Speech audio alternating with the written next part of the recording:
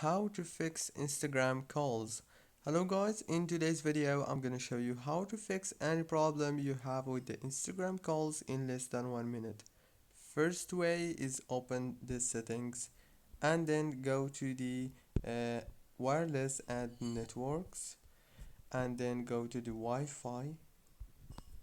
Now you have to disable the Wi-Fi and enable it again.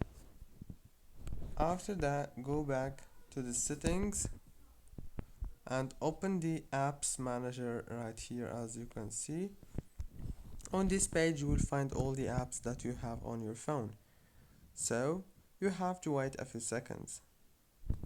After you wait, scroll down until you find Instagram, click on it, click on this force stop and then click on the data usage. Make sure to enable all these options. Go back, click on storage or the internal storage, click on clear data and clear cache. Now go back and that's it. The problem must be solved.